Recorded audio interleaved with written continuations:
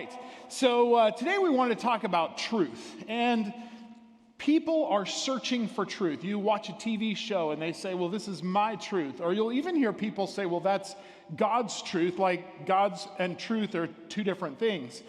And so I have a tool here that is a precision tool that's pretty amazing.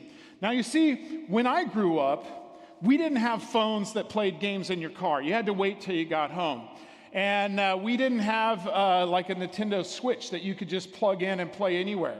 So we had to invent our own games with pieces of paper. So I don't know if any of you have ever played football on the table. And kids, if you're like, what are they talking about? Ask your mom or dad. They'll teach you to do it, not during the service, at lunch.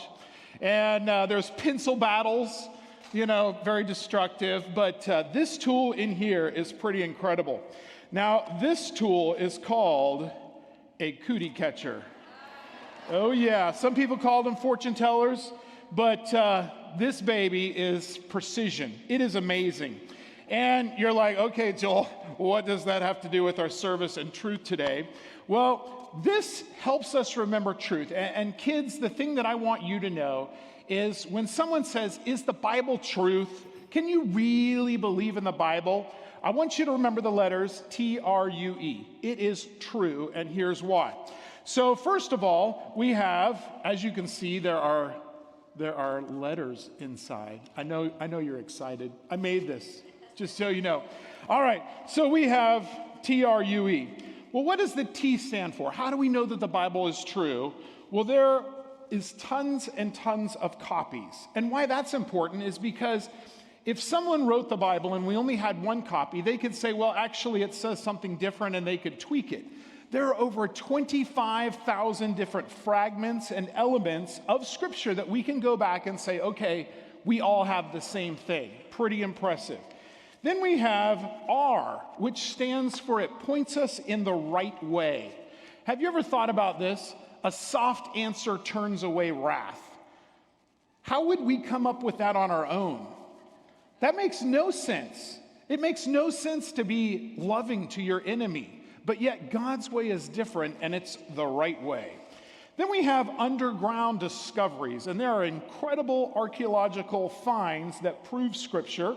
One of my favorite is, you remember Pilate, the guy who crucified Jesus or was responsible. They couldn't find any reference to him in history. And so they said, well, there you go. That means the Bible's true, because historians would have probably notated that. Well, in reality, they were digging in the 1950s, and they found a stone that was like what you would put over his door, the Pilate stone. And it even said specifically when he served Rome. And lastly, we have exact, which stands for exact prophecies. The Bible is exact. It tells us accurately what happened in the past so we can predict what's going to happen in the future. An example of this is, did you know that when Jesus was walking on the earth, he mourned when he looked at the temple, and he said, I tell you, not one stone will be stacked on another. And that's a pretty exact prediction. Well, do you know why it came true? When the Jews rebelled against the Romans sieged their town, and inside, a fire started inside the temple. Well, the temple had lots of gold. The gold melted and went between the cracks of the rocks. And it was actually beneficial to them to move every stone to get the gold outside the rocks. That's pretty exact. Well, what's our Bible verse for today? It's John 17:17. Sanctify them by the truth. Your word is truth.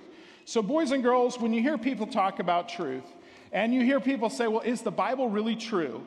I want you to remember T-R-U-E. Tons and tons of data. It points you in the right way. Underground discoveries, and it is exact.